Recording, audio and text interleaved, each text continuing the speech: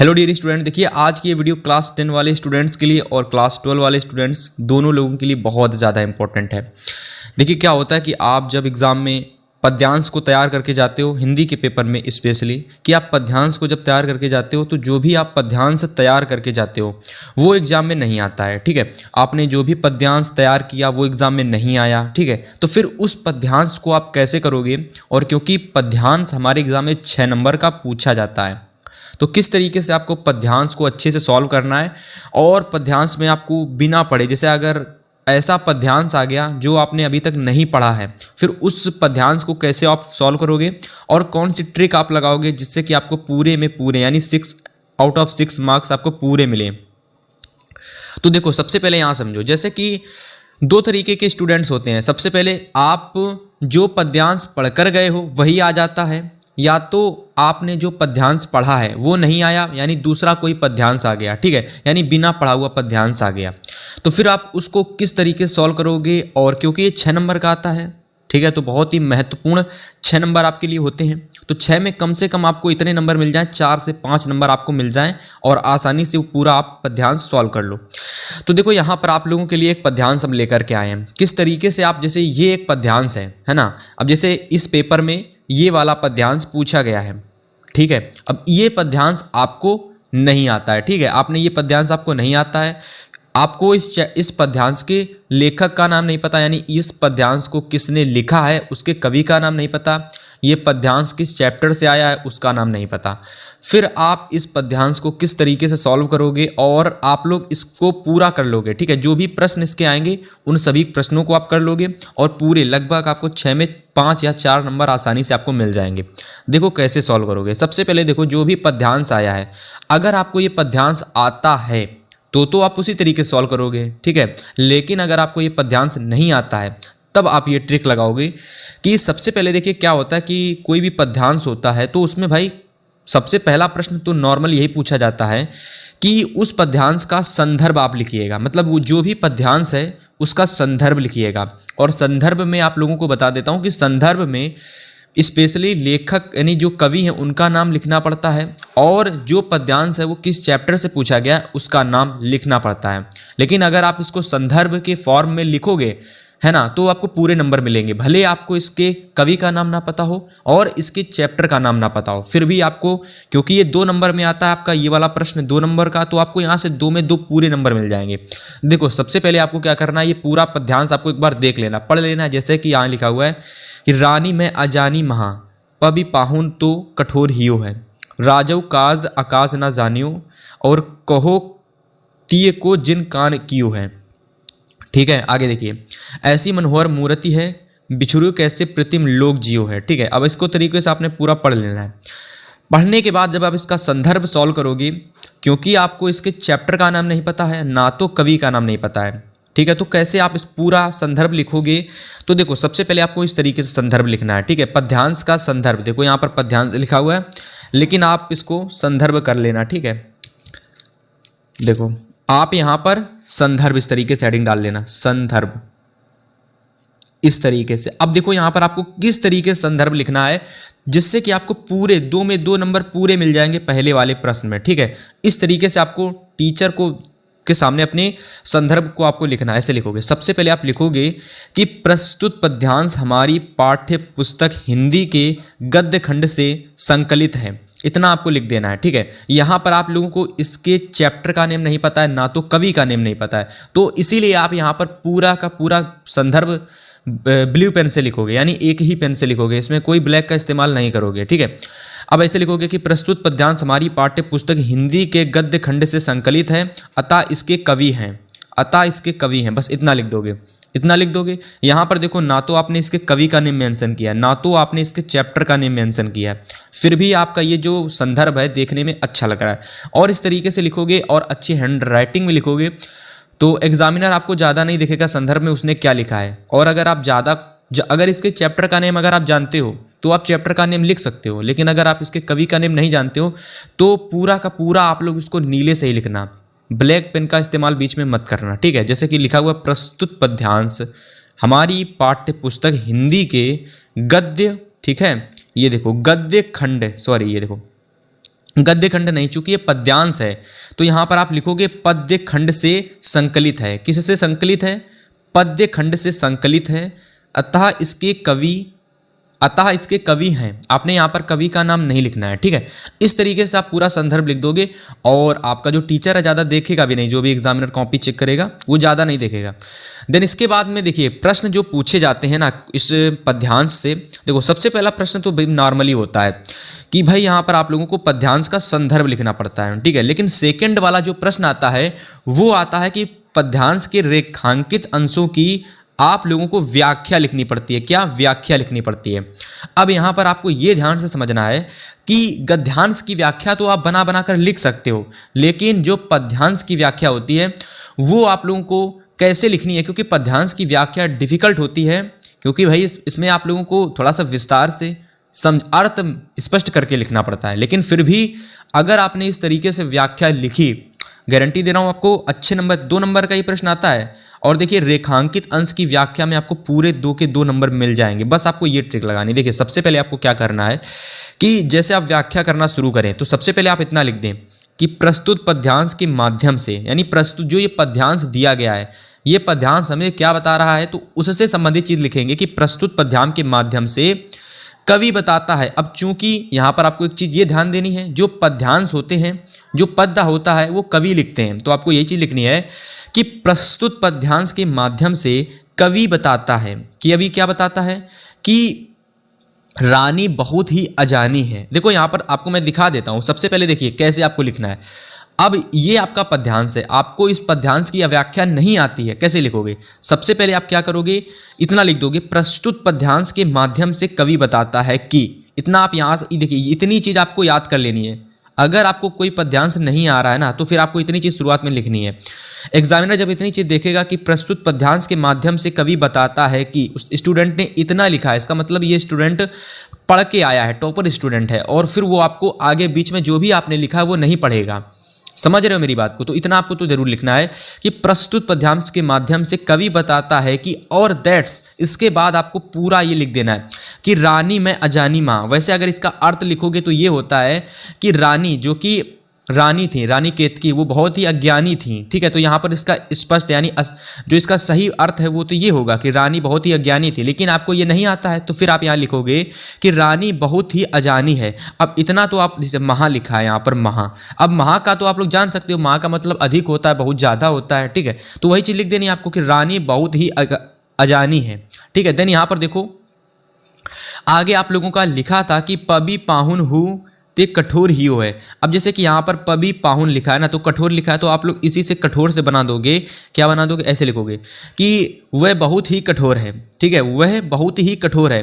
अब देखो इस तरीके से आप लिखोगे ना तो आपको गलत नहीं लगेगा, ऐसा लगेगा कि नहीं नहीं कहीं ना कहीं इसने सही लिखा है, ठीक है। और इसी तरीके से सभी पद्यांश में, मतलब जो भी आपके परीक्षा में पद्यांश आएगा उसका थोड़ा सा अर्थ आपको समझना है। आपको तो बिल्कुल नहीं व्याख्या आती है तो थोड़ी सी उसकी व्याख्या समझनी है और उसी से आपको बना के लिखना है। जैसे कि रानी बहुत ही अजानी है, वह बहुत ही कठोर है, आपको इतना लिख देना है। देन इसके बाद में आपको देखिए इतना जब आप लिख दोगे ना, अब देखिए पद्यांश में कुछ बहुत ज़्यादा कठिन वर्ड होते हैं, जैसे कि अभी मैं आपको दिखाऊंगा। जैसे ये सरल वर्ड है आपका, राजऊ काज अकाज न जानियो। अब राजऊ का मतलब आप क्या लिखोगे भाई? यहाँ रानी है तो यहाँ आप राजा लिख दोगे, तो आप लिख दोगे कि राजा, आप लिख दो कि राजा कुछ भी नहीं जानता है।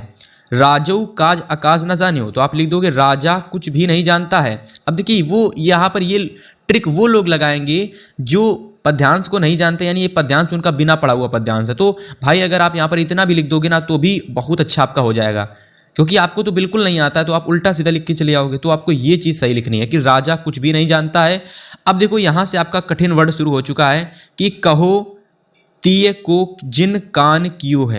अब देखो इसका अर्थ हो सकता हो बहुत सारे लोगों को ना आता हो, तो आपको क्या करना है, फाइनली पूरा का पूरा उतार देना है। जैसे देखो यहाँ पर कि कहो ती, अब देखिए कॉमा यूज़ करना, जैसे यहाँ पर आप लोगों का ये डबल आप लोगों का यहाँ पर लगा हुआ है ना, ठीक है, ये डबल पूरा बंद है, लेकिन आपको इसको हटा करके कॉमा का इस्तेमाल करना और फिर लिखना है कि कहो तीय को जिन काम कियो है। अब देखिए यहाँ पर कान लिखा है, अब कान को आप काम कर दोगे, ठीक है, उसने यानी राजा ने ऐसा काम किया है तो ऐसे लिख दोगे, कहो तिय को जिन काम कियो है, और ऐसी, अब यहाँ पर लिखा था बिछुरी ऐसी मनोहर मूर्ति है, तो आप ऐसे लिख दोगे कि ऐसी मनोहर मूर्ति है। अब बाकी पूरा आप बना करके लिख देना, ठीक है, पूरा बना करके लिख देना, क्योंकि आपने शुरुआत में एक अच्छी लाइन लिखी है कि प्रस्तुत पद्यांश के माध्यम से कवि बताता है कि रानी बहुत ही अजानी है। कहने का मतलब है, अजानी का मतलब अज्ञानी होता है और बहुत ही कठोर है। तो कहीं ना कहीं आप लोगों को भी अपने पद्यांश में जो भी एग्जाम में आता है, परीक्षा में भले आपका वो पढ़ा हुआ नहीं है, फिर भी आप लोगों को अपने माइंड का इस्तेमाल करना है और थोड़ी लैंग्वेज को अच्छे से समझना है कि ये कहना क्या चाह रहा है। तो ये जो हमारा पद्यांश ये कहना चाह रहा था असली भाषा में कि जो रानी केतकी हैं बहुत ही अज्ञानी हैं, उनका जो हृदय बहुत ही कठोर है, और जो राजा है वो बहुत ही अज्ञानी है जिसने श्री राम और सीता को वनवास दिया है, ठीक है। तो ऐसी चीज़ यहाँ पर आप लोगों की स्पष्ट है, लेकिन ये तो आपको आता ही नहीं है, तो इतना तो आपको समझ में आ ही जाएगा कि यहाँ पर रानी की बात की जा रही है, अजानी का मतलब वो बहुत ही अज्ञानी है। तो ऐसे सभी पद्यांश को आपको दिमाग लगाना है, और अगर आपको बिल्कुल समझ में नहीं आ रहा तो पूरा का पूरा उतार देना है, और बस शुरुआत में इतनी लाइन आपको लिख देनी कि प्रस्तुत पद्यांश के माध्यम से कवि बताता है कि, क्योंकि ये पद्यांश है और पद्यांश में कवि होते हैं तो आपको कवि लिखना है। That's clear. पूरा आपका इस तरीके से आप लिख दोगे। और एक बात का ध्यान रखना, रेखांकित अंश की व्याख्या आएगी आपके एग्जाम में, लेकिन आप लोगों को क्या करना है, इस पूरे को लिख देना है, क्योंकि भाई अगर आप रेखांकित अंश 3 अंक का है तो अगर आप 3 अंक का लिखोगे तो छोटा लगेगा देखने में, तो इसीलिए आपको क्या करना है, पूरा छाप देना है। बस शुरुआत में इतना लिख देना है कि प्रस्तुत पद्यांश के माध्यम से कवि बताता है कि, दैट्स क्लियर। इतना लिख दोगे बस, पद्यांश में पूरे आपको 2 नंबर मिल जाएंगे, पूरे के पूरे 2 नंबर मिल जाएंगे, पूरी गारंटी है। अब इसके बाद देखो, इसी पद्यांश में क्या होता है, 2 प्रश्न पूछे जाते हैं। सबसे पहले ये 2 प्रश्न तो आपके आ जाते हैं संदर्भ और व्याख्या वाले, लेकिन क्या होता है कि भाई इसी में आप लोगों के 2 ऐसे प्रश्न पूछे जाते हैं, लेकिन 2 क्वेश्चन ऐसे आते हैं जो आप लोगों को भाई जरूर करने पड़ते हैं, लेकिन ये क्वेश्चन आप लोगों को नहीं समझ में आते हैं, क्योंकि ये जो क्वेश्चन होते हैं कहीं ना कहीं पद्यांश से आते हैं, लेकिन थोड़े से अलग होते हैं। इसमें क्या होता है कि भाई आप लोगों को एक रैंडम क्वेश्चन पूछ लिया जाता है जो कि 2 नंबर का आता है ना। ये रैंडम क्वेश्चन इस तरीके का होता है कि इसमें आप लोगों को कुछ भी पूछा जा सकता है। अब जैसे इसमें पूछा गया है आपसे ये वाला प्रश्न, जो तीसरा वाला प्रश्न आता है, इसमें पर्यायवाची भी पूछा जा सकता है, तत्सम शब्द भी पूछा जा सकता है, विलोम शब्द भी पूछा जा सकता है, ठीक है। तो कुछ भी पूछा जा सकता है, लेकिन आपको कैसे उसका आंसर लिखना ध्यान से समझना। जैसे कि यहाँ तीसरा वाला प्रश्न पूछा गया कि पाहन जान्यो अजानी शब्द के तत्सम रूप आपसे पूछे गए। तो भाई आप लोगों को तत्सम रूप तो नहीं पता है कि पाहन जान्यो अजानी के तत्सम रूप क्या होते हैं, तो आप लोग कैसे लिखोगे। लेकिन इतना तो आपको पता ही होगा कि तत्सम का मतलब होता है कि उसी का मतलब कि उसी का हिंदी अर्थ, मतलब ये तो संस्कृत में दिया गया है, अब इसी का हिंदी अर्थ क्या होगा। तो देखो इसका हिंदी अर्थ ऐसे लिखोगे, जैसे पाहन का मतलब आप नहीं जानते हो, लेकिन जान्यो का मतलब आपने पद्यांश में समझ लिया था कि भाई जान्यो का मतलब यहाँ पर ये जान्यो वर्ड यूज हुआ है, यहाँ पर कहाँ गया, राजा काज अकाज ना जान्यो। तो इसका मतलब यहाँ पर हम लोगों ने समझा था कि राजा जो है ना वो कुछ नहीं जानता है, तो मतलब राजा जो है वो कुछ नहीं जानता है, तो जानना का मतलब, जान्यो का मतलब क्या होता है, जानना या फिर जानता, ठीक है। तो यही तो हुआ ना कि राजा काज अकाज ना जान्यो, यानी कि राजा तो कुछ नहीं जानता है। तो जान्यो का अर्थ क्या आपको समझ में आया था कि जानना होता है। अब आप लोगों को पाहन का अर्थ तो नहीं पता, तो इसको हम बाद में हम हल करेंगे, यानी इसका अर्थ बाद में निकालेंगे। अब जान्यो का तो आपको पता है, तो जान्यो का आप लिख दोगे कुछ जानता है, जो कुछ जानता है, या तो आप जानना, यानी राजा तो कुछ नहीं जानता है, जान्यो का अर्थ होता है जानना, तो आप दिमाग लगाकर ये लिख दोगे। अब देखो अजानी का मतलब आप सभी लोगों को पता ही हो गया यार। अजानी का मतलब शुरुआत में रानी से आपको समझ में आया था कि रानी जो है ना वो अज्ञानी है, रानी केतकी। तो अजानी का तो आपको यहाँ पर अज्ञानी लिख देना है, क्योंकि तत्सम का मतलब होता है वही शब्द लेकिन उसका हिंदी अर्थ। अजानी ये संस्कृत का है और हिंदी अज्ञानी है, समझ में आया। अब देखो पाहन का मतलब क्या होगा, पाहन का अर्थ क्या होगा। अब देखिए जब आपको कोई शब्द यूज समझ में ना आए तो फाइनली उसको आपको छोड़ना नहीं है, बस पाहन है ना, पाहन, तो उसका जो पाहन से पहात कर सकते हो या फिर कुछ भी इधर उधर से वर्ड यूज कर देना। बट अगर आपको पाहन अर्थ समझना है कि इसका सही शब्द क्या होगा, तो आपको पद्यांश में वापस आना है और आपको इसका थोड़ा सा अर्थ समझने की कोशिश करना है। जैसे यहाँ लिखा था कि रानी मैं अजानी माँ, यानी रानी बहुत ही अज्ञानी है। पाहुन पबी, पाहुन तो कठोर जीव है। कठोर कौन होता है, कठोर पत्थर होता है। तो मतलब कि जो रानी है वो बहुत ही कठोर है, पत्थर के समान है। तो पाहन का अर्थ आपने दिमाग लगा लिया कि भाई पाहन का अर्थ पत्थर होगा।